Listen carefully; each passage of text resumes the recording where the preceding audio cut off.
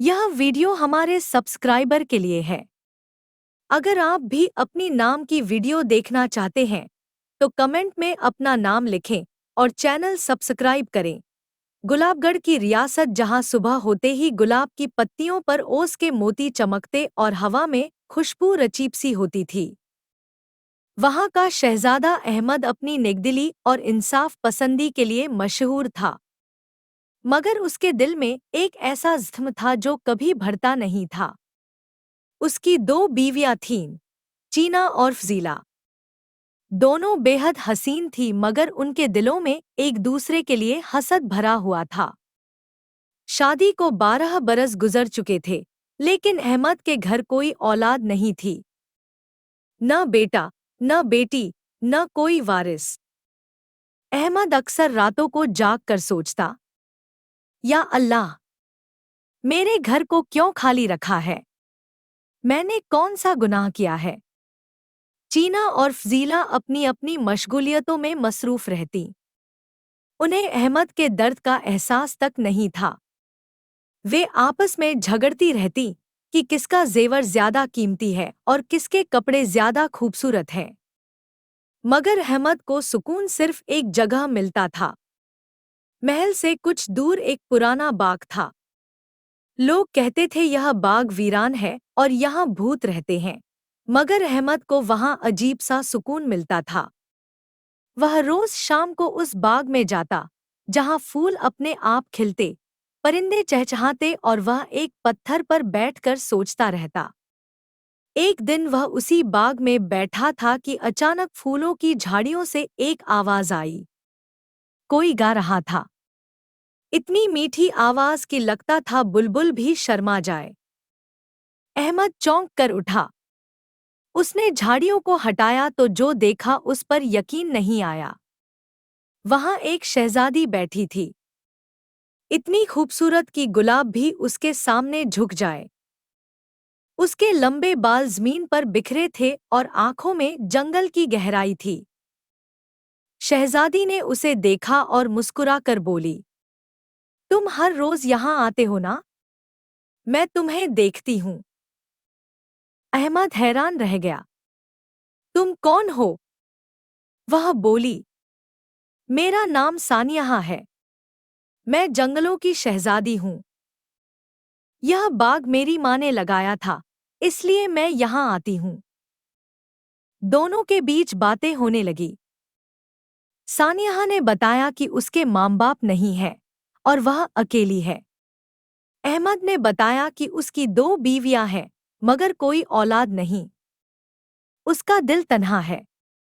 यह पहली मुलाकात थी, मगर दिल कब किसी से मिल जाते हैं, किसी को खबर नहीं होती। अहमद की आदत बन गई। वह हर शाम बाग जाता और सानिया से मिलता। दोनों घंटों बातें करते। सानिया उसे जंगल की कहानियां सुनाती और अहमद अपने दिल की बातें। चीना और फजीला को शक हुआ कि अहमद कहीं और जाता है। उन्होंने उसका पीछा करवाया, मगर अहमद को खबर हो गई और उसने खादिमों को दूर रहने का हुक्म दे दिया। एक दिन अहमद ने सानिया का हाथ थाम लिया। सानिया, मैं तुमसे शादी करना चाहता हूँ। सानिया की आंखों में डर और खुशी दोनों थे। अहमद, तुम्हारी दो बीवियां हैं, क्या वे मुझे कबूल करेंगी? क्या यह रियासत मुझे कबूल करेगी? अहमद ने कहा, मुझे किसी की परवाह नहीं।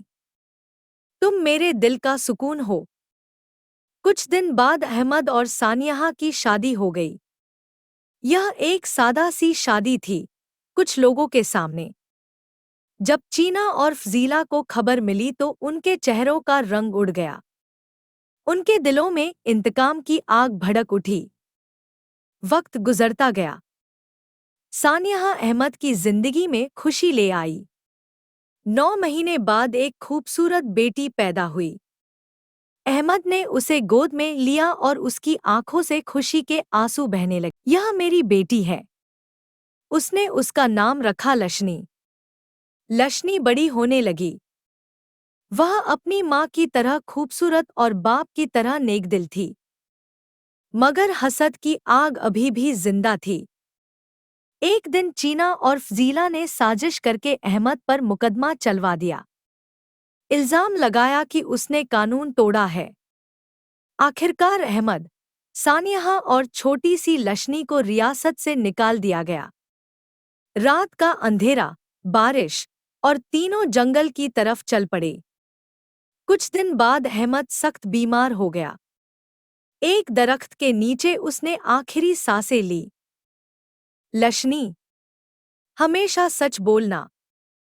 और वह दुनिया से रुखसत हो गया। सानिया टूट गई। कुछ ही दिन बाद वह भी बीमारी से चल बसी। मरने से पहले उसने लशनी को एक लाल गुलाब की पत्ती दी। बेटा, जब यह गुलाब दोबारा खिलेंगे तो तुम्हारे अब्बू की रूह को सुकून मिलेगा। लशनी ने वादा किया। वह सिर्फ 4 साल की थी। वक्त गुजरता गया। लशनी जंगल में बड़ी हुई। उसने जड़ी बूटियां सीखी, पेड़ों पर चढ़ना सीखा और जिंदगी से लड़ना सीखा। सालों बाद वह उसी पुराने बाग में पहुंची जहां उसके माँ बाप की पहली मुलाकात हुई थी। वहां सब कुछ तबाह था। मैं यहाँ गुलाब लगाऊंगी और फिर शुरू हुआ लशनी का जद्दोजहद। वो सुबह उठती, दूर दराज से पानी लाती, जमीन खोदती, गुलाब लगाती। कई बार गुलाब मुरझा जाते तो वह फिर लगाती। उसने जंगल के कबायल से गुलाब उगाने का तरीका सीखा। 10 साल और गुजर गए। लशनी अब जवान हो चुकी थी। खूबसूरत, मजबूत और पुरज्म। और उसके हाथों लगाया हुआ बाग अब फिर से सरसब्ज था। गुलाब खिल रहे थे, सुर्ख गुलाब, बिल्कुल खून की तरह सुर्ख। लशनी ने इसका नाम रखा खून के गुलाब। वो रोज उन गुलाबों से बातें करती। मैंने तुम्हारा गुलाब वापस ला दिया। तुम्हारी रूहें अब सुकून में हों। एक दिन जंगल में तूफान आया। तेज आंधी और बारिश। लशनी अपनी झोपड़ी में बैठी थी कि उसे एक आवाज सुनाई दी। कोई मदद मांग रहा था।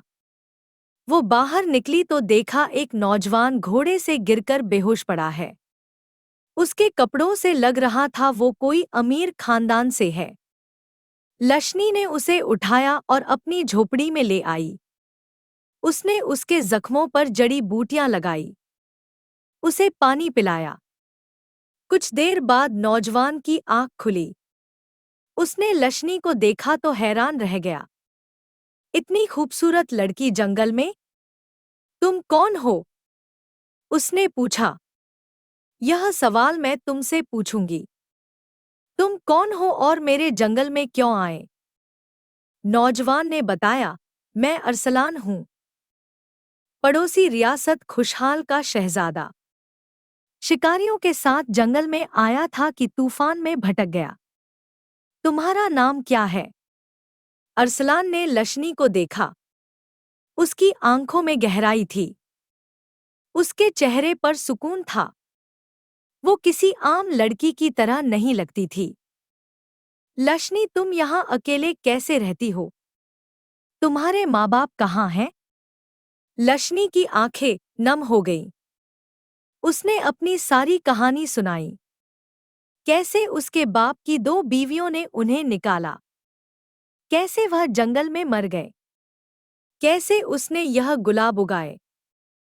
अरसलान सुनकर हैरान रह गया। उसकी आंखों में आंसू आ गए। लशनी, तुमने बहुत कुछ झेला है। तुम बहुत बहादुर हो। अरसलान के जख्म भर गए तो उसने लशनी से कहा, लशनी, मेरे साथ चलो। मेरी रियासत चलो। तुम वहां इज्जत से रहोगी।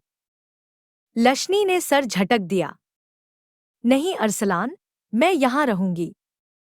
यह मेरी माँ बाप की जमीन है और मैं उनका बदला लेना चाहती हूँ। अरसलान ने कहा, बदला किससे? उन 2 औरतों से जिन्होंने मेरे माँ बाप को मारा, चीना और फजीला। अरसलान बोला, लशनी, वो बहुत ताकतवर हैं। उनकी अपनी फौज है। तुम अकेले क्या कर सकती हो? मैंने यह गुलाब अकेले उगाए हैं, अरसलान। मैं जंगल के दरिंदों से अकेले लड़ी हूँ। मैं अपना बदला भी अकेले लूंगी। अरसलान ने लशनी का हाथ थामा। लशनी, तुम अकेली नहीं हो। मैं तुम्हारे साथ हूँ। लशनी ने उसकी आंखों में देखा। तुम क्यों मेरे साथ हो? तुम मुझे जानते भी नहीं। मैं तुम्हें जानता हूँ लशनी। तुमने मेरी जान बचाई। तुमने मुझे बिना किसी लालच के पनाह दी। तुम नेक दिल हो और नेक लोगों के साथ खड़ा होना मेरा फर्ज है। दोनों ने मिलकर मंसूबा बनाया।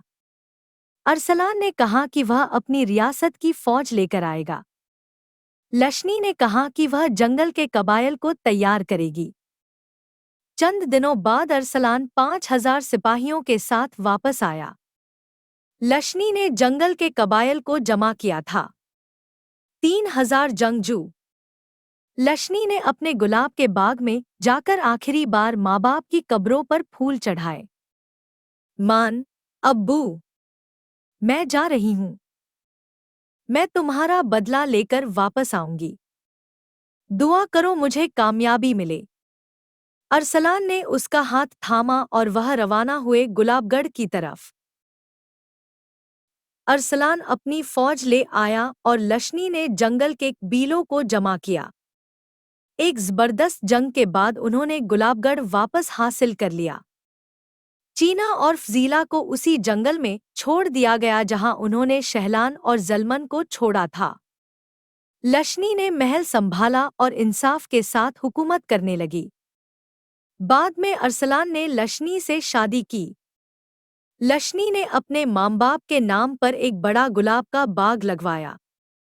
लोग कहते हैं आज भी चांदनी रातों में उस बाग में दो रूहें नजर आती हैं, एक शहजादा और एक शहजादी, जो अपनी बेटी को देखकर मुस्कुराते हैं। और वे गुलाब आज भी खिलते हैं, खून की तरह लाल, मोहब्बत की तरह कायम, कुर्बानी की तरह अनमोल। यही है खून के गुलाब का राज। सच्ची मोहब्बत कभी नहीं मरती। वह गुलाब की तरह हमेशा खिलती रहती है।